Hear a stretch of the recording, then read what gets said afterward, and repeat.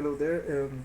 In this video, I'm going to show you how to enable the SSH connection in the machines. So basically, when we compile the Linux kernel, we can move the compile code from the target machine to the host machine, right? Because this machine would need the symbols so it can perform the debugging, right?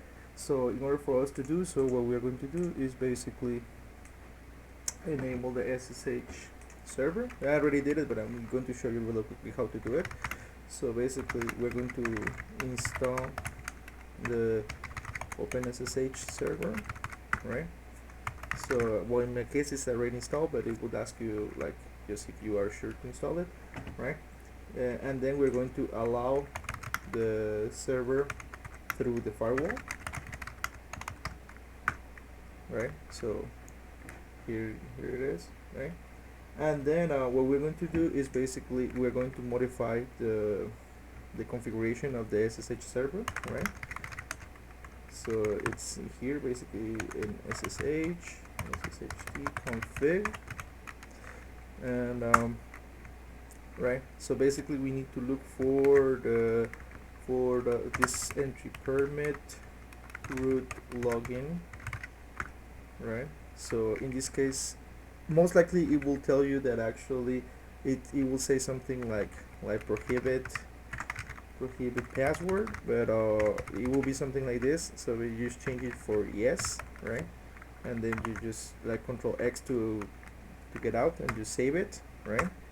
And then what you need to do is basically you need to restart the service. So like this, SSH restart, right? So now it is connected. So, I'm sorry, it is enabled. So the host machine requires the IP address from this machine, right?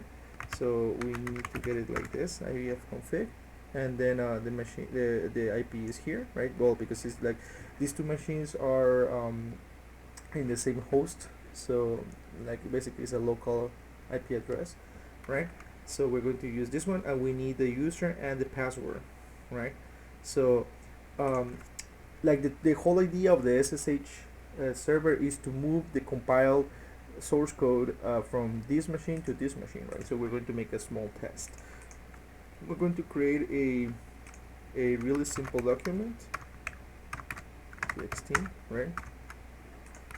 This is a test. So we're going to copy it from this machine to the other machine, okay? So we need this IP address, okay? Copy. Then on this machine, what we're going to do is basically we're going to run this command. I'm sorry, sudo cp, and then we need the user from the other machine to the target machine, which is in this case is user test, right? And then we need at, and then the IP, like the IP address, right? And then we need the location of the file that we're going to copy in the target machine. So it is home, user test, and desktop, and it's called test.txt with capital T. Please remember that actually Linux is a case sensitive system, right? And then you can use basically a dot if you want to copy it to the local to the folder where the terminal is pointing at, right? So, or like in this case it will go to the home. So basically what we can do is just basically go to desktop. Okay, there you go.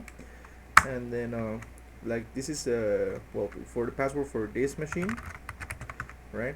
And then we have to type the password for the target machine, right? And there you go. So basically it's already copied, right? So we open it. This is a test, right? So this is the whole idea, is that actually we're going to move the file from this place to this place, right, using this command, right? And in the next video, what I'm going to show you is how to download the Linux kernel source code in the target machine, and basically how to compile it, right? From this point on, it is okay if you turn off the host machine, because it's like we're not going to use it until we are basically uh, ready to move the file.